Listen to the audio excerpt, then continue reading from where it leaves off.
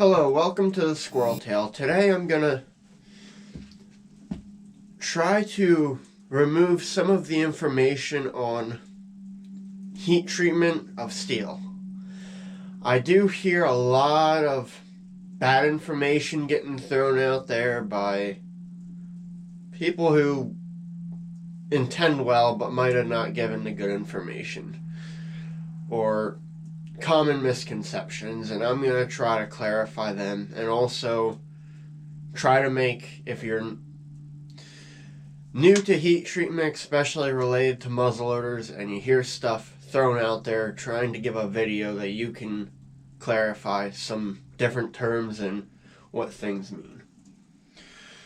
So the first thing I want to discuss is the difference between mild steel and high carbon steel. To make steel hard through quenching, or actually through either method, it has to have enough carbon in it. So a certain percent has to be carbon. Now this is a piece of mild steel. I can harden this all day long without inducing carbon. It will not harden. This is what people would call tool steel or high carbon steel. There's a difference between the two, but that's important, but not really. This particular one is an 01 tool steel. That is a carbon steel. You'll also find primarily older files, they're also carbon steel. Most tools, anything that has to hold an edge, is probably made of a high carbon or tool steel. A lot of things for like construction, architecture, that is mild steel, where having hardness is not necessary. And that is, my next point will be discussing hardness and quenching. Quenching steel is the method, which I'll show you in a minute, of heating the steel up to where it is normally, and it depends on the steel, in the bright red to the orange red heat. So 1550 for most steels is roughly your number. That will vary. And it's called, at that point, called critical temperature. And at that point, when you heat the steel up, it will not be attracted to a magnet. Now, like I was saying before, to make steel hard through the method of quenching, it has to have carbon in it. If you have low carbon steel, you have to induce hardness into it through carbonization. Which is, I'll touch on that in a minute. But I'll first assume your steel is a piece of high carbon, and this is a commercially bought steel. I have a tag. I can go in a catalog and see what it is, and I know this is 01, which is a very common tool steel. Used commonly in machine shops and things. The O in this particular case stands for oil. You also have W2, that you're quenching in water, and then you have other steels that, like 1030 steel. I think that's a number. That's that might be, I'm not sure. I think that might be a water quench steel, but I could be wrong on that. But yeah, you have different steels that are, I probably should have researched that before I said that number, so I'll have correct information in the text below. But yeah, you have three main ways quenching mediums: air, oil and water. Water is going to cool the steel the quickest. Air is going to be the slowest. This is a piece of air hardening steel. This is A2. That would be, to harden this, you just have to heat this up. And then normally you can kind of put in a cast iron vise. It'll cool it down a little quicker, or just let it air cool and it will resist filing. Which is probably something I should mention is, what is hardness? Hardness is ability for steel to resist cutting and penetration. If I take this file and try to file it, I'm not going to cut it. If I take this piece of mild steel, it cuts it easily. That is something you want to, and that's something when you're quenching, you want to know the state of your steel, if it's already hardened or if it's already, or if it's in an annealed state, which is something I'll discuss in a minute. The reasons you would harden steel: edge holding capabilities. If you have a chisel and you want it to be a holding edge, a harder the steel, the better edge holding capabilities it is. You also have wear resistance. If you've ever torn apart a flintlock, you'll know what these are. This is your tumbler and your sear. Those have to be hardened. Because if not, they'll wear out and the gun won't function correctly because these parts will wear out. So typically it's either wear resistance or edge holding capabilities. Or in the case of a spring, it's whether or not it will retain its shape. If this spring wasn't hardened and I squeezed it, it wouldn't retain its shape. I am going to do a video on hardening springs in a future one. So, and now another thing to consider is the harder the steel is generally, and obviously there's exceptions because they have like super alloys, but for most common carbon steels you're going to be dealing with, the harder you get it, the more brittle it's going to be. So how hard you want the steel can vary. This little palm chisel that I use for gun stock carving, I need it to be super hard because I'm doing a lot of work with it. And I don't want to be sharpening every 5 minutes. And it needs to have a razor edge. But I'm also not putting a lot of stress on it, so as long as I'm using it correctly, it shouldn't break. I take this throwing hook. This I'm going to be throwing. It's going to be taking a lot of abuse. Yes, I want it to hold an edge, but I need it to stick in a block of wood. So I would want this to be a little softer than that chisel. So now I'm going to do a quick demonstration on quenching. Now I know this steel is, this is that longer piece that I had earlier. I know this piece is 01. So I know it's an oil hardened steel.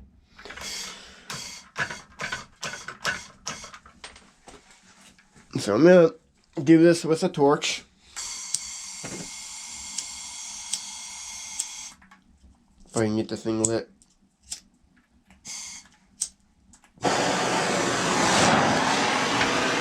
So I got that cooking good.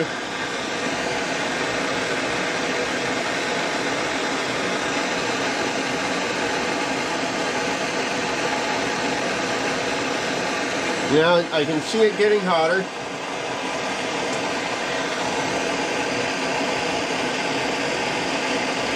If you notice, it's not attracted to the magnet. So that means I'm at critical temperature. I gotta get this whole thing up to that critical temperature. And now I have a dish of used motor oil on the bench. You can see that.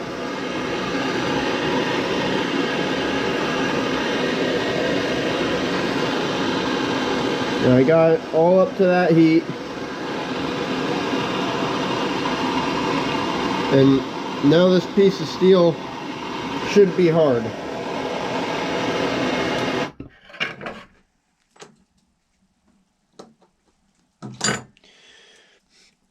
And I'm going to bring the camera view down.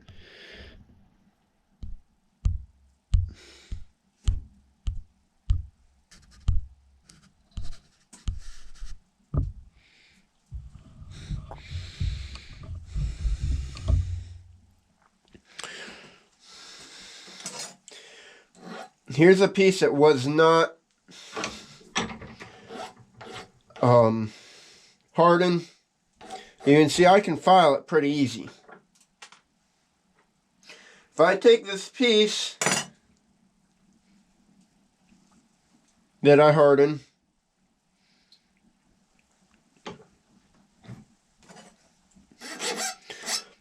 I can see my file is scraping. That is very hard. But now, here's the downside. Just a quick flicker, and that piece of steel broke. This hardening process will make the steel very brittle. But the next step would be to temper it. And that'll be in the next part of the video. I will be discussing tempering. So I hope you enjoyed the video. And be sure to subscribe to see part 2.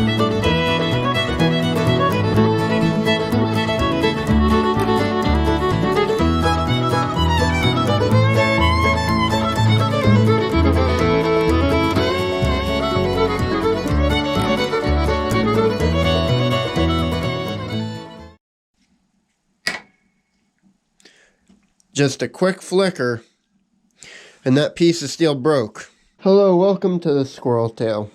Now, as you've seen in that last clip, after you harden steel, it becomes really brittle. Today I'm going to discuss tempering. Tempering and hardening are different processes. I sometimes use the terms thrown around interchangeably. That is not the case. Tempering is making the steel slightly softer by, after hardening it, to reheat a little bit. This will increase the durability, relieve stress from the shock of the quench. So it will make it so it is more usable and is not like glass. So I'm going to show you 3 different methods to do this.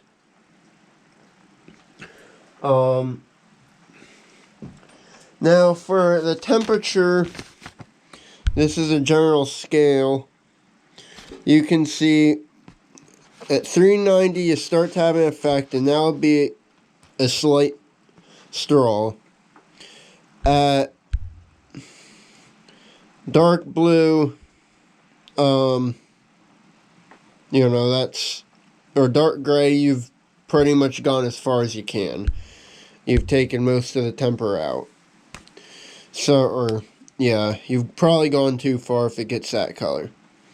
So generally, you're going around between 300 and 600 degrees is where you're tempering at. So one way to do it is with a heat treat oven or a cooking oven, like this toaster oven. Now you are limited by the fact that I'm only able to get to about 450, but that will be in that light straw area. So if you have access to an oven, first you want to get the oil off it, especially if it's like your wife's oven or something, or your mother's oven. That would really make her angry. And just put your hardened piece of steel. I did a couple more. I quenchy 3. So it's all, right now it's in that brittle state. And stick in your oven. Thinner metal, you don't have to heat it up as long. But yeah, you can just kind of, but obviously, if you have a massive part, I think it's 1 inch per hour, I believe is the number I remember from college. So that's going to be tempered pretty darn quick, but it can be in there longer. So, now I'm going to show you, if you do not have a oven, or you want to get a little hotter than what a toaster oven can do, I'm going to show you how to do 2 methods with a propane torch. So the first thing, you're going to have to see it change colors. So you want to polish it a little bit, get all the oil off it.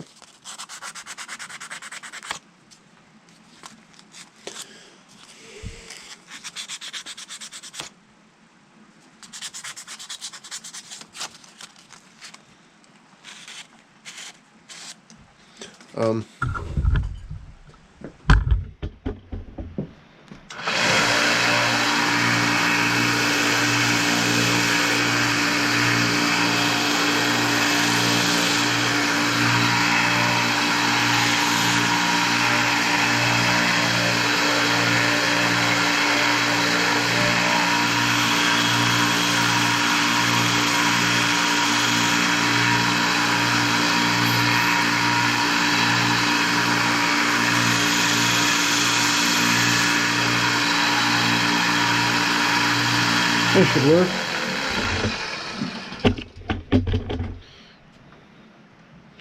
And then I'm going to come to the vise. Now I'm first going to do a more even temperature. Try to make it all even. So I'm going to put it in the vise like this, where it's only held on by the ends. Because it's brittle right now, I don't want to put any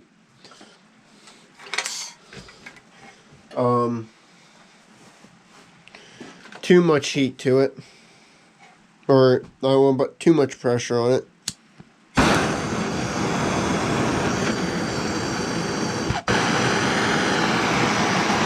And I'm not going to heat the part directly. I'm going to come below it.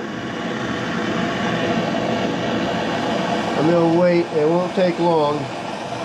Evenly heat it and try to get to an even color.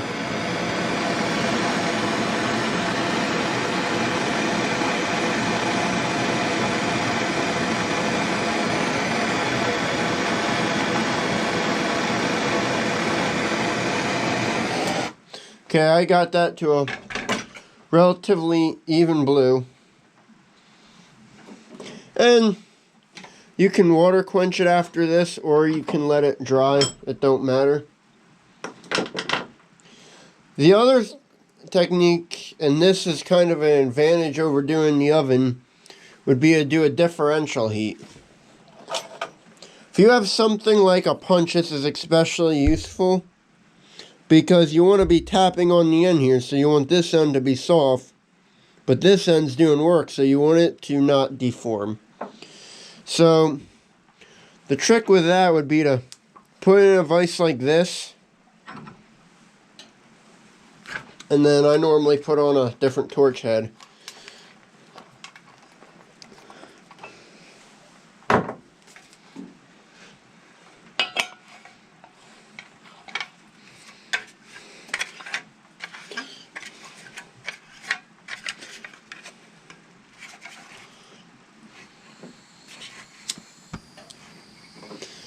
See, this torch head, not quite as, a little more concentrated.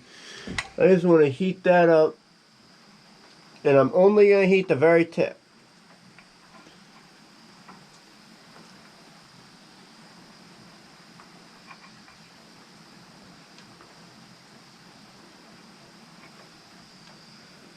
And I can see it starting to turn color. I'm just going to let that blue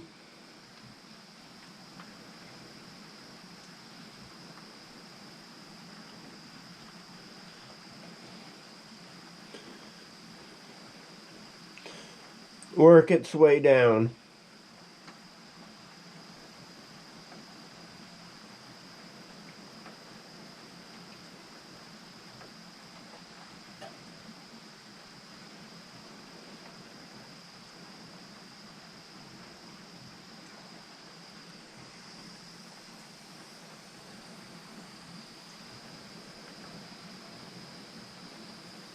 Now I don't know if you can see it quite on the camera.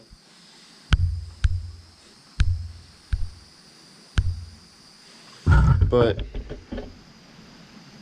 I'll show you when it's done.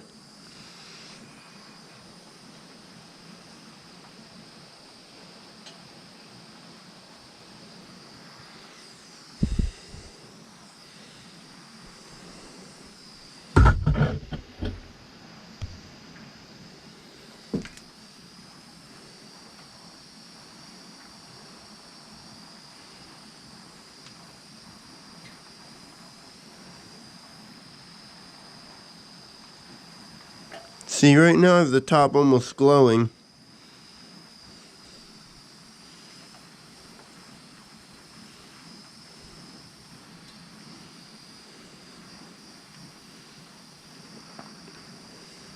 As vice is drawing heat, so it probably should have put it in between wood. But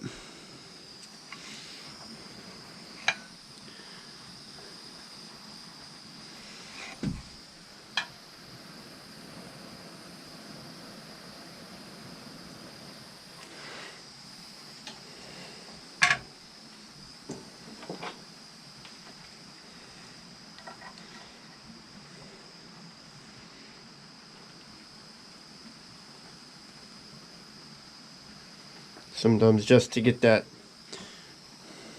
pull it out a little bit farther.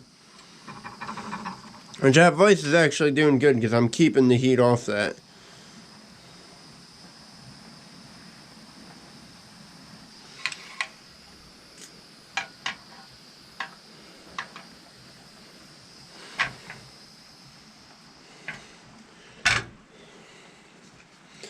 And then I'll let that one also air cool. Just a quick flicker, and that piece of steel broke. So now that they've cooled, I'm going to kind of test them. So I'm going to first check to see if they're hard. And I can file it a little bit, but this is the one that was in the oven. So it's slightly softer, but it's still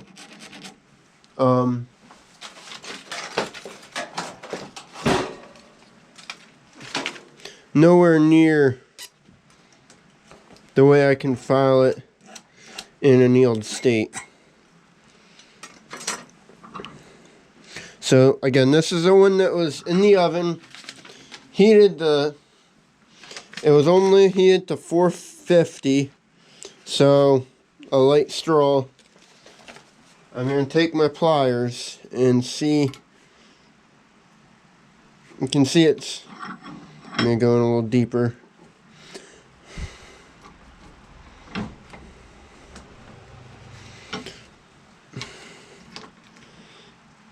You can see I'm able to break it, but it took a lot more oomph to break it.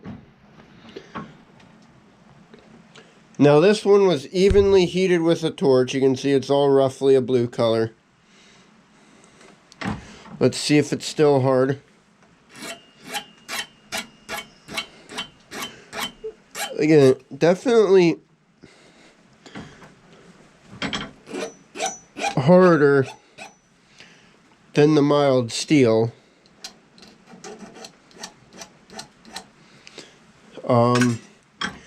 But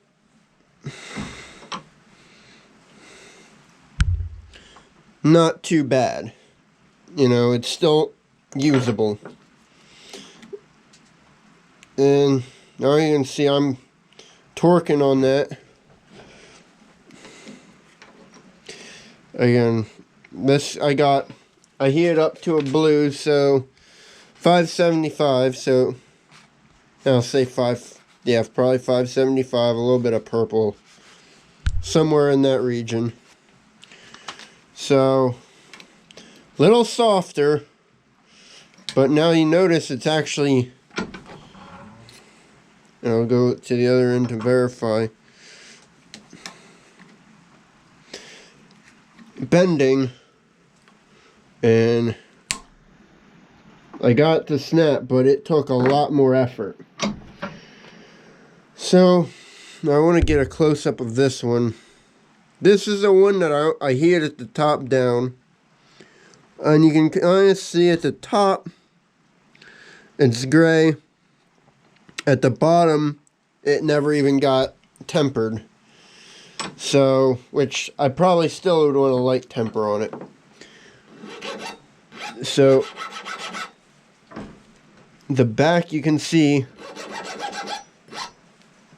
barely scratching. Or at the bottom, the part that wasn't heated. The top, I'm able to file this like it's the parent stock. So it's almost in a annealed state.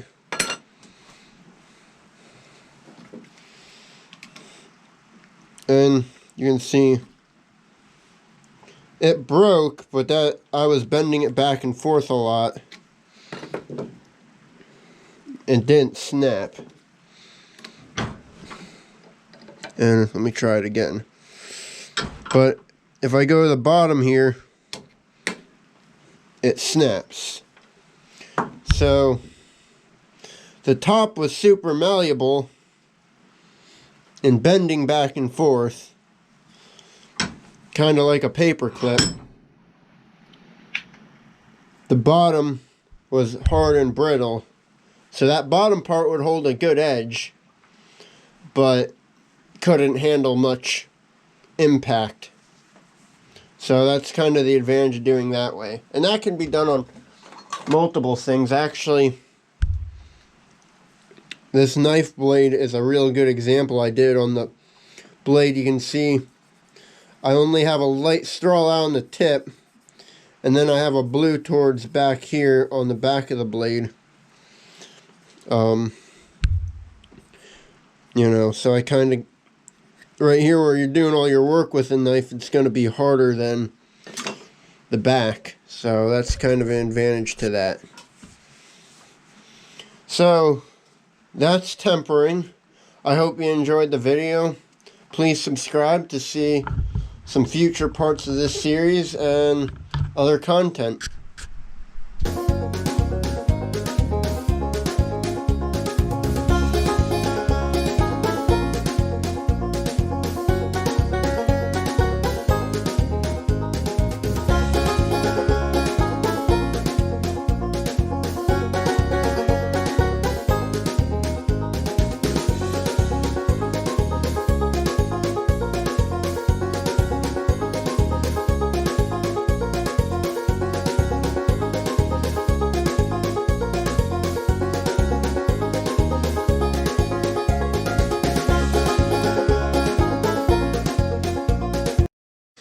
Hello, welcome to the Squirrel Tale. Today, I'm going to show you, on the part 3 of the heat treatment video, I'm going to show you how to heat treat a spring.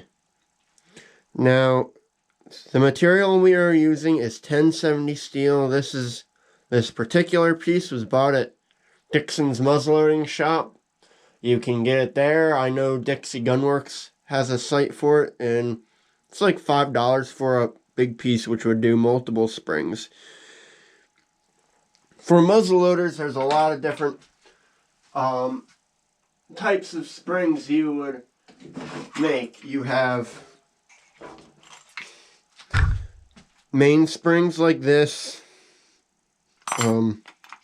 frizzen springs, and also a sear spring. You can see that there. And these all need to be heat treated properly. And then you also have springs used to open patch boxes like that one there, which is what I made here and what I'm going to do the video and what I'm going to heat treat in the video. It's a simple spring that goes like that with a screw hole to basically pop open the lid of your patch box. So this steel is an oil quench steel.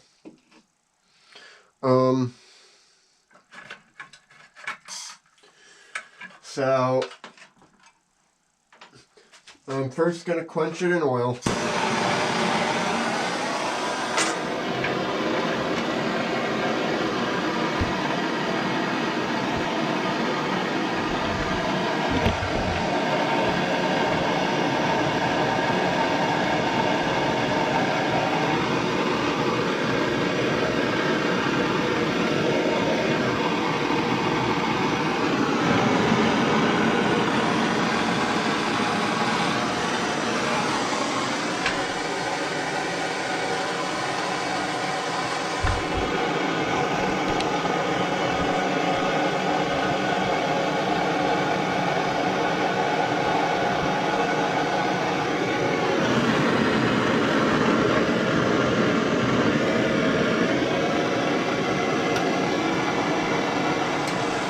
Dim the lights a little bit.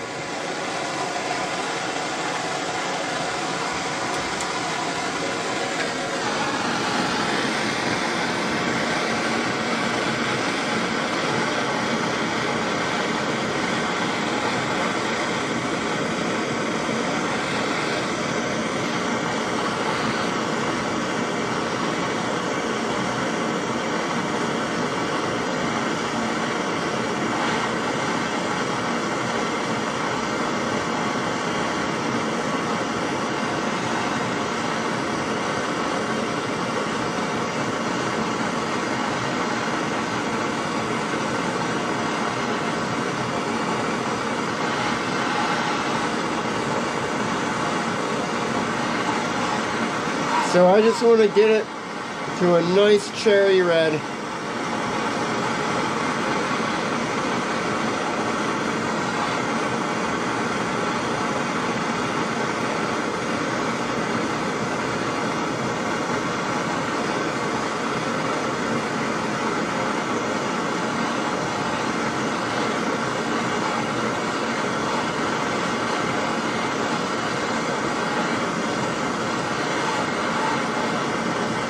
And quenching the oil.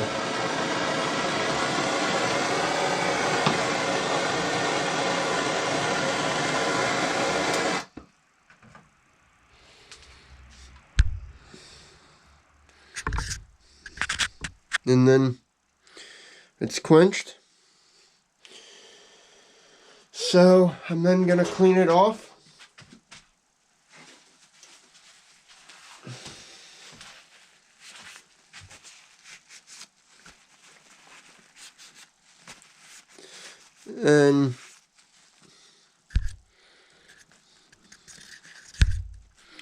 And got it cleaned off. I'll get the lights back on. And I'm going to do a little bit better job at degreasing it with some rubbing alcohol.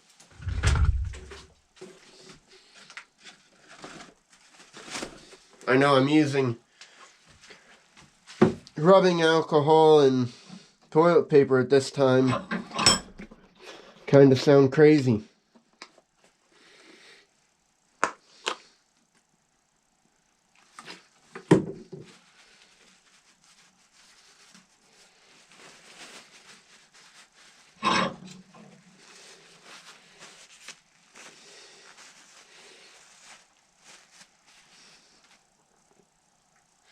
And I'm gonna really make sure it's clean by lightly sanding it. But unlike when I did the tempering in the last time, so now the steel's hard, I don't necessarily have to get a polish on it. I just gotta get all the oil off it.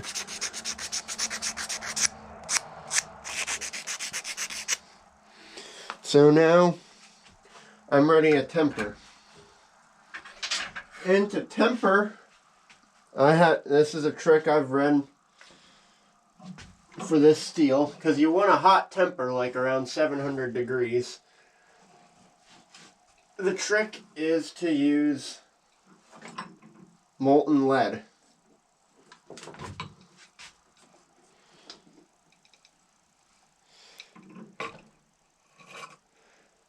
And so I got a pot of molten lead right there. And the easiest way to do this is to take my spring and take a hook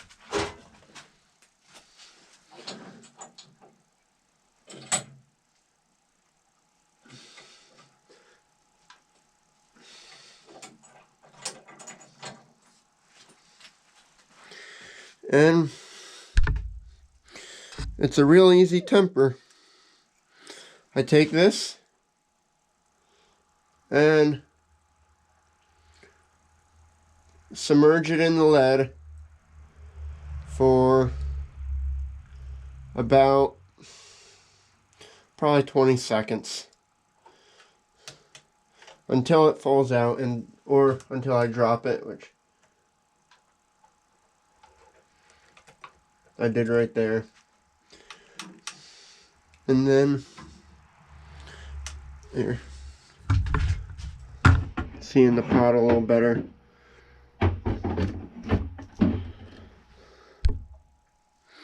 And then I'm gonna let it air cool carefully.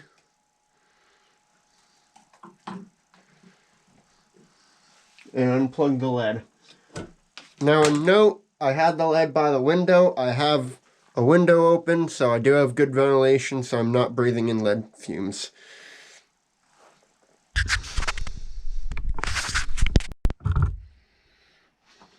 So after the lead cools,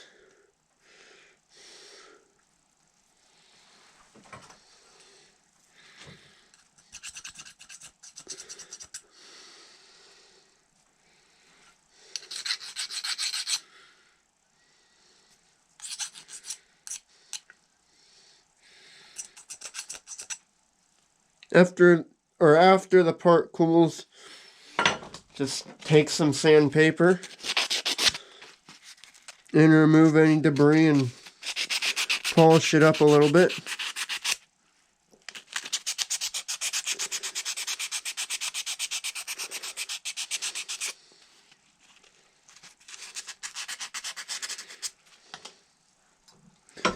Ah, shit. And as you can see, it acts like a spring now. A little stiff, but you know, I can tap at it and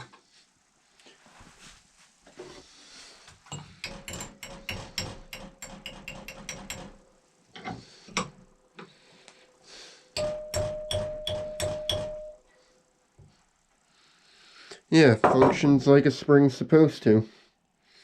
So that's an easy method for hardening and tempering a spring. So I hope you enjoyed the video. Be sure to like and subscribe.